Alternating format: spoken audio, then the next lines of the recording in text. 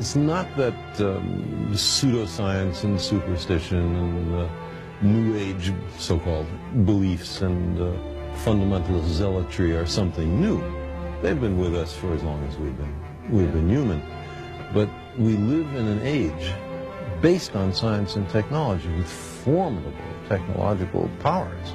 Science and technology are propelling us forward at accelerating rates. That's right. And if we don't understand it, by we I mean the general public, if it's something that, oh, I'm not good at that, I don't know anything about it, then who is making all the decisions about science and technology that are going to determine what kind of future our children live in?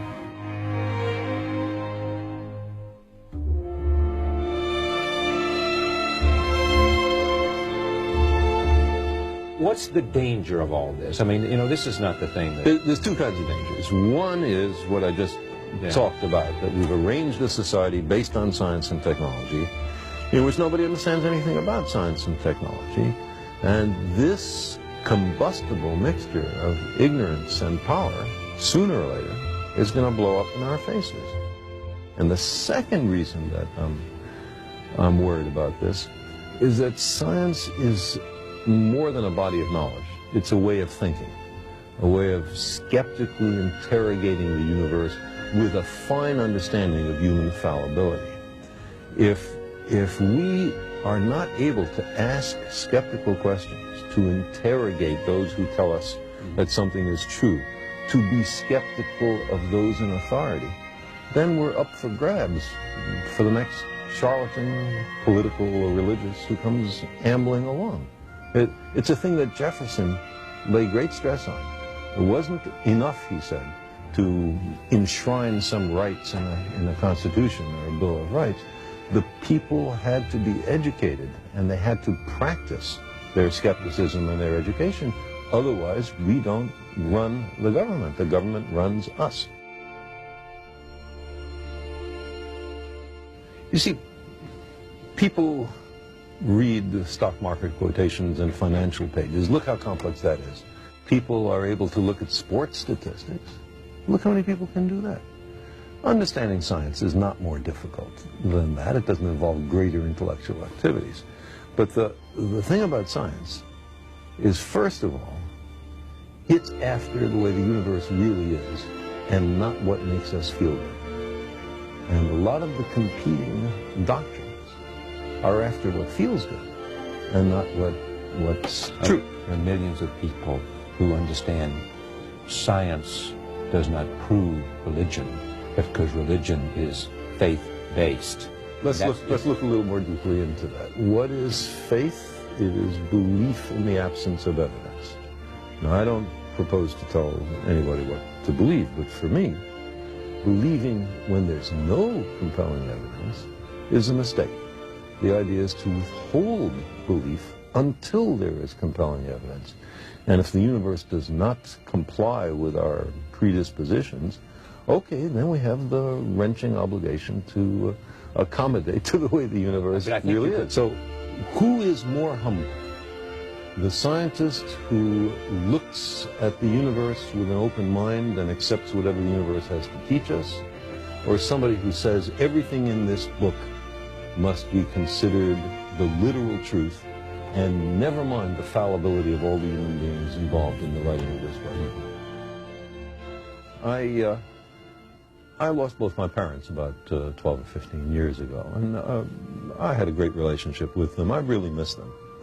I would love to believe that their spirits were around somewhere, and I'd give almost anything to spend 5 minutes a year with them.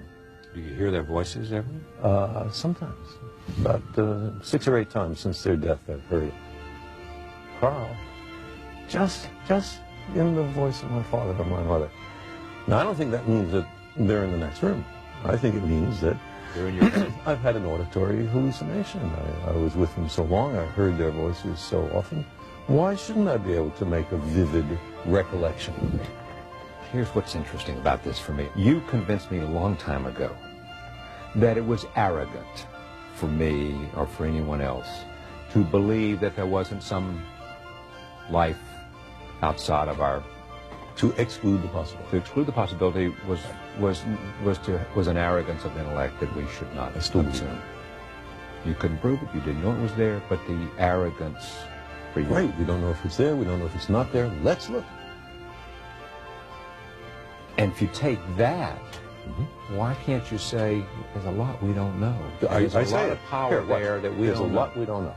You know? It's what I believe. But that doesn't mean that every fraudulent claim has to be accepted.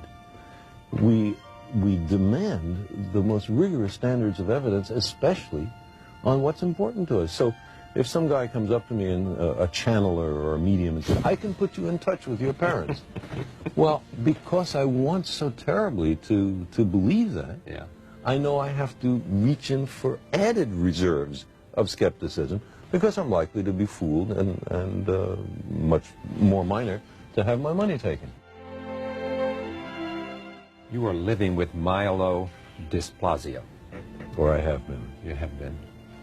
And just share with us, because of your sense of language and your sense of understanding and being reflective and introspective, what do you think about, and what does it do for you to I didn't have any near-death say to you? I didn't have any near-death experiences. I didn't have a religious conversion, but you thought about what it would be like to die. Certainly, and what it would be like for my family, and I didn't much think about what it would be like for me, because I don't think it's likely there's anything that you think about after you're dead. That's it. Yeah, long dreamless sleep. I'd love to believe the opposite, but I don't know of any evidence. But one thing that it has done is to enhance my sense of appreciation for the beauty of life and of the universe, and the sheer joy of being alive. You had a healthy portion of that before this, but even you, it happens to you. Oh, there's no question. Appreciation. No question. Every moment, every inanimate object, to say nothing of the exquisite complexity of living beings.